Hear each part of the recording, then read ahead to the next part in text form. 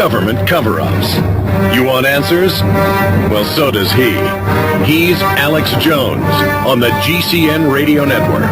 And now, live from Austin, Texas, Alex Jones.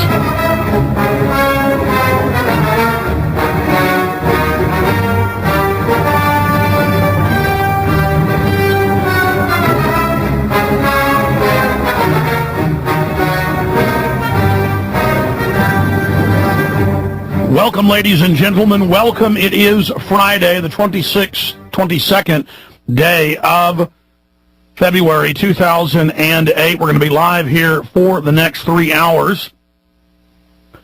One of the writers of that San Francisco Chronicle story about concentration camps and martial law being set up in America will be joining us. He's a former congressman, coming up in the second hour. And I've gotten a few emails and seen a few comments in the Infowars.com message board. People saying, Alex, you've been talking about this for more than a decade, crying wolf. We're sick of hearing about it. And then there was another person in the Dig comments, and he was serious because I went to his Dig page. It was all neocon propaganda, saying, I'm sick of your lies. There's no plan for camps, but I wish they were there. I want to kill you and gas you in the camps and just murder all of you. So there's not tyranny, and we're not in danger of it, but he agrees we should be killed. Ladies and gentlemen, if myself and many others hadn't been on air, and if scholars and professors and former members of Congress and many others hadn't been blowing the whistle on the moves to set up martial law, like Congressman Jack Brooks did in congressional session, brought it up, and in a way, the head of the committee said, shut up, that's top secret, you can't talk about it. He did that in 1986. If we hadn't have been talking about this, the people now would know. It wouldn't be a major issue being talked about by Naomi Wolf, Bob Woodward. The list goes on and on. Dr. Paul Craig Roberts, Willie Nelson, Ron Paul. The list goes on and on. Now, sure, I was one of the most vocal people. I made 3 police state films.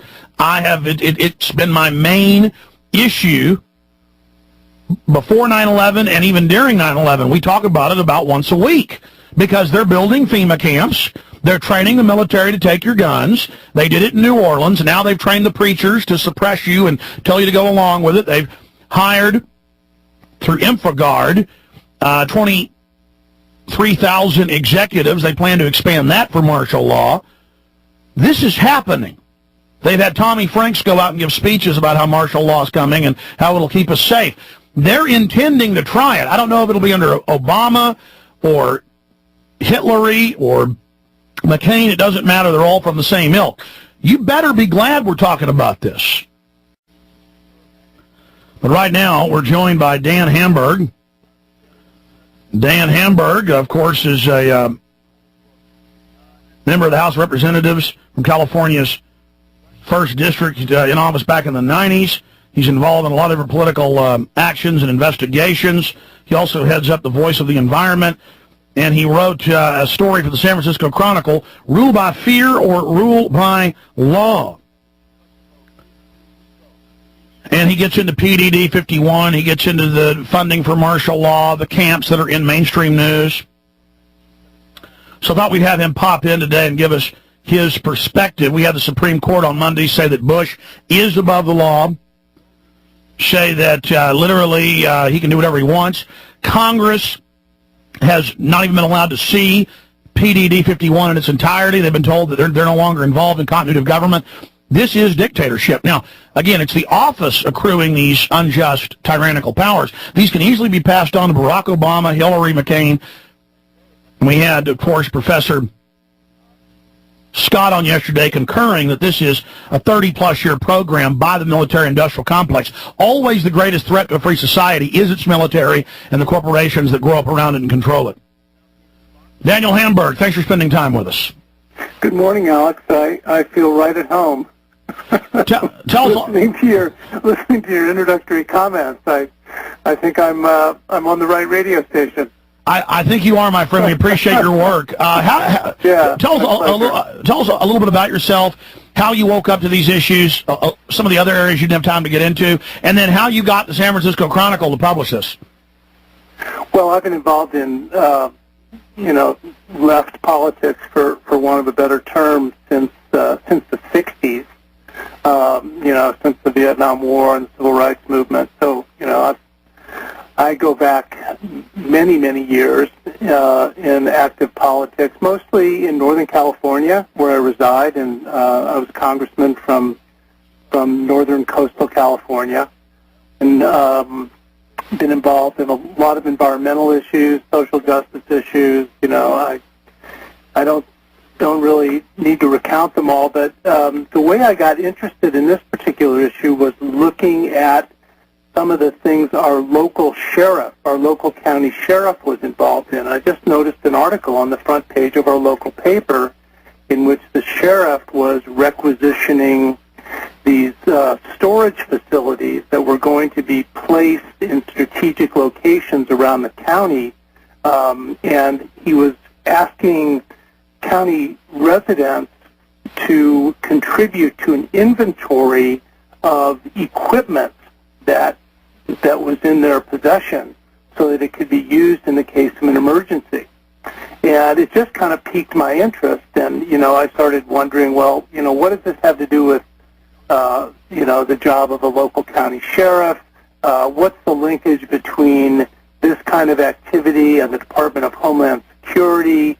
What kinds of, I knew, certainly back to the Ollie North days, that there were plans to incarcerate citizens in the case of civil unrest. A lot of this is hardly new, and as you point out, when you have a country that's basically being run by the military and by its industrial components, this kind of thing is going to be both profitable and and efficacious. I mean, they're going to need a way to deal with people when they get out of line in large numbers. And, of course, back in the 80s, the fear was that if the Reagan administration invaded Central America, there would be a mass uprising of protest against that, and they needed places to take people to, in order to make sure that civil unrest could be contained.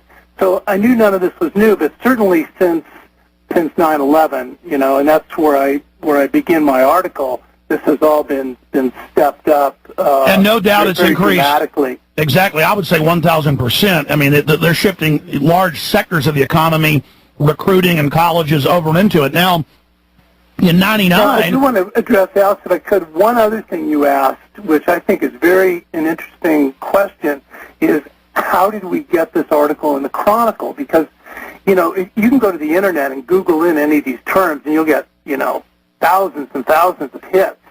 But my goal from the beginning in researching and writing this article was to get it into a mainstream newspaper, because I knew if it did, it would be much harder for people to say, oh, this is just, more Internet BS. And the reason that happened is because Mr. Seiler and myself have been writing for the Chronicle for over 10 years, and we've had some pretty hard-hitting articles in it, but nothing as provocative as this one. And it was mainly because of a long relationship with the editorial page editor at the And I would also imagine, we commend their courage. Well, I would also predict, and tell me if I'm right, that you guys could come in for every claim you made and show them that it had already been admitted by the White House.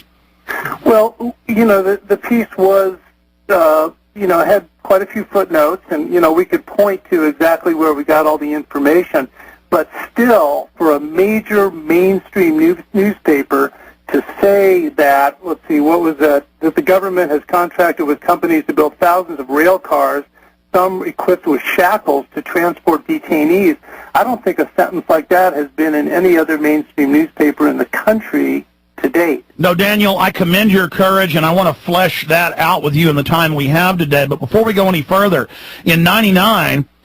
I got a call from a cop who's a friend of mine. He said, listen, they're building an emergency FEMA relocation center at the old Robert Mueller Airport. And he said they're about to lock the airport down, but you can still get in there.